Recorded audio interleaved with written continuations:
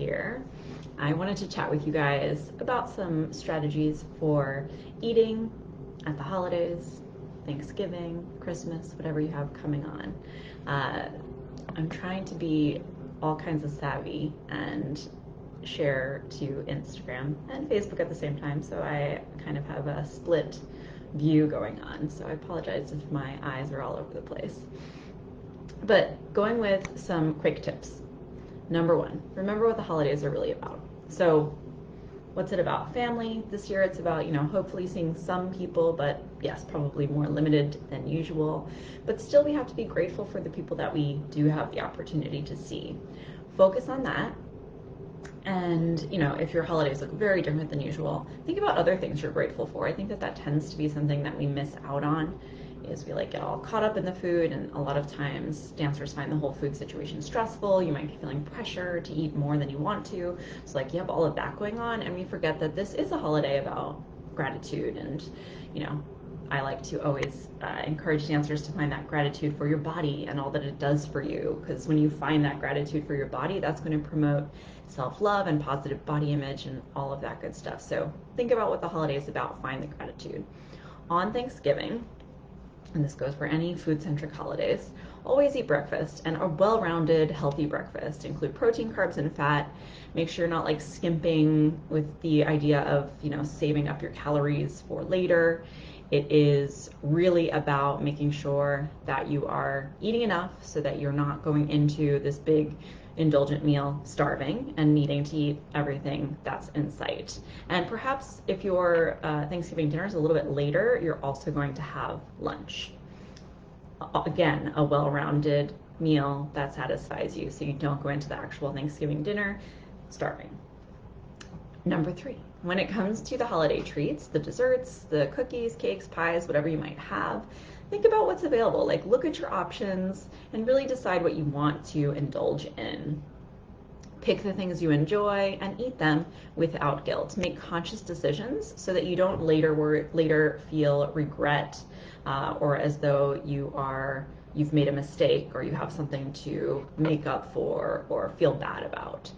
So making conscious decisions can help you to not feel like you've, made, as I said, an error in how you should or want to be eating.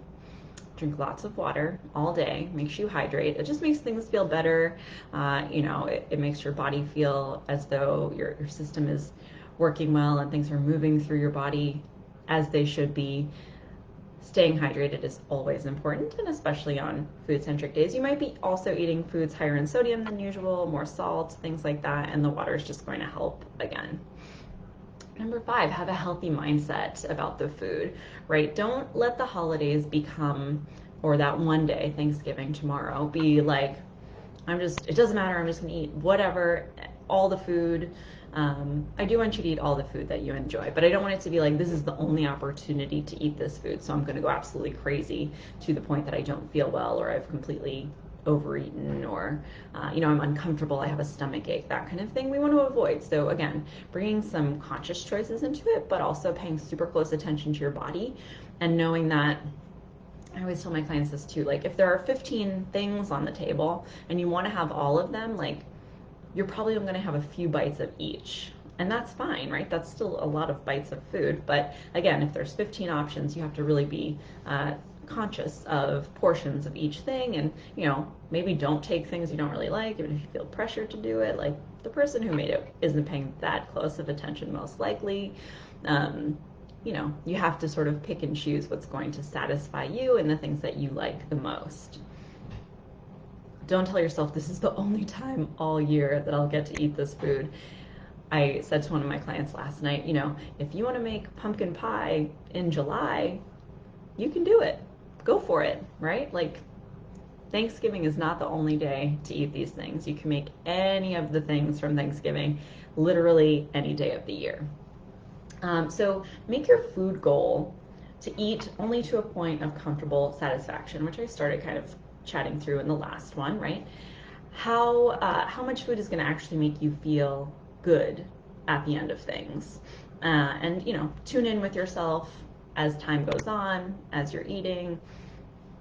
Every few bites, think about how you're feeling. You don't have to make it, don't have to be obsessive about it, but give yourself the opportunity to say, oh, okay, I'm getting towards the point of fullness.